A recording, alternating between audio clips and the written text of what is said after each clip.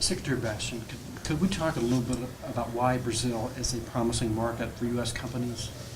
Yeah, I think what you need to take a look at is look at the size of the market. And we're not just talking about geography, but you got over 190 million people living in Brazil. You've got the state of the number I like to throw out, and it's reasonably accurate, but give or take a point or two, is the state of Sao Paulo, the province of Sao Paulo. Just one of the states of Brazil is about 90. I think the number's about 90% of the GDP. I'm sorry, 40% of the GDP of South America. That's one state. Is huge, and so it's clearly the dominant economy in South or in Latin America, for that matter.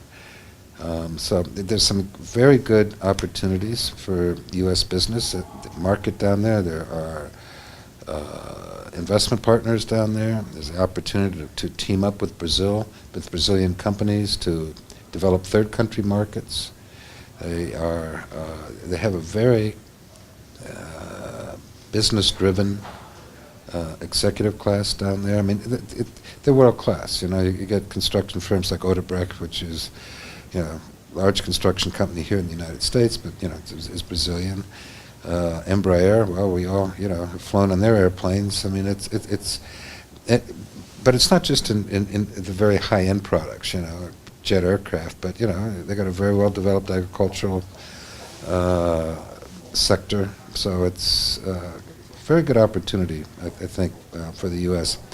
And I think, if I remember correctly, last year our trade with Brazil, two-way trade, was about $60 billion, maybe just a hair less than that. Very slight surplus for the United States in that. But, and those are large numbers, but my belief is that we're walking away, not taking full advantage of the relationship, and you end up, you're leaving money on the table. There are more deals that could be had. I think in this day and age, strengthening what's already a good commercial relationship, but making it even better is important. So that's on the economic side, the commercial side. I think you got to take a look at the whole relationship. I think President Lula of Brazil had struck up a very good relationship with President Bush. I think President Obama has stepped in and he's taken that to, he's building on that and making an even stronger relationship that we've got with Brazil. Is it true that they have a very large consumer market that is somewhat comparable to a North American market in terms of standard of living? In other words, can we actually sell to Brazilian consumers? You can sell to Brazilian consumers, but you don't have a percentage of middle class, of a buying public that's comparable to the United States yet, or that is comparable to Canada yet. So there's that difference, but nonetheless you have a growing middle class down there when you got 200 million, 190 plus million people. That's a pretty sizable market, and I think President Lula has done a good job in his administration of building that middle class, making it larger. Than it would be, say, in China or Russia? I can't really answer that because I don't know how large the middle classes are there, but by Latin American standards, in sheer numbers, yes, it's large. And then I think geographically it's actually similar to the size of the entire United States, continental U.S. Yeah. So it's a huge country. Oh, it's a mammoth country, with over 100 million people less than we've got, with an abundance of natural resources.